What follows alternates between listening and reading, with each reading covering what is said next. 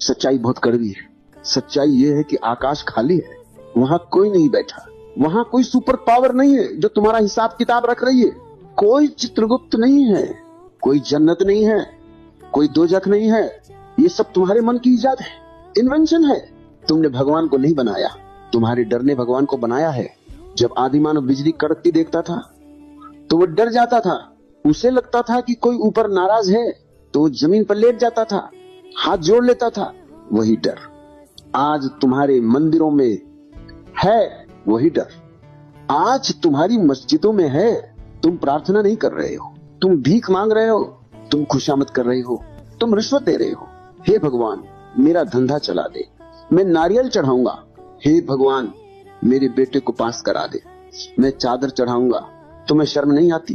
तुमने भगवान को एक दुकानदार समझ रखा है, एक शॉपकीपर जो तुम्हारी रिश्वत का इंतजार कर रहा है। अगर भगवान रिश्वत लेकर काम करता है तो वो भगवान नहीं है, वो एक भ्रष्ट अफसर है। और अगर वह रिश्वत नहीं लेता तो तुम्हारी प्रार्थनाओं का कोई मूल्य नहीं है, सब व्यर्थ है। मैं तुम्हारी जड़ों पर चोट करना चाहता हूँ, मैं तुम्हें उखाड़ना चाहता हूँ, क्योंकि जब तक यह झूठा भगवान नहीं मरता तब तक तुम्हारे भीतर का सत्य पैदा नहीं हो सकता, तब तक तुम इंसान नहीं बन सकते। तुम अभी इंसान नहीं हो, तुम अभी कठपुतली हो, पपेट हो, जिसकी डोर किसी काल्पनिक शक्ति के हाथ में है। तुम कहते हो पत्ता भी उसकी मर्जी के बिना नहीं हिलता। कितनी गुलामी है इस वाक्य में। अगर पत्ता भी उसकी मर्जी से हिलता है तो तुम्हारी हैसियत क्या है? तुम क्या हो? सिर्फ एक मशीन, रोबोट।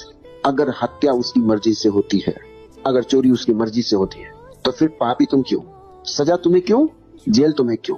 भेजो भगवान को जेल, FIR लिखवाओ उसके नाम पर कि हे अदालत, इसने मुझसे चोरी करवाई। लेकिन तुम डरते हो। तुम्हारी तर्क शक्ति, तुम्हारी इंटेलिजेंस मर चुकी है।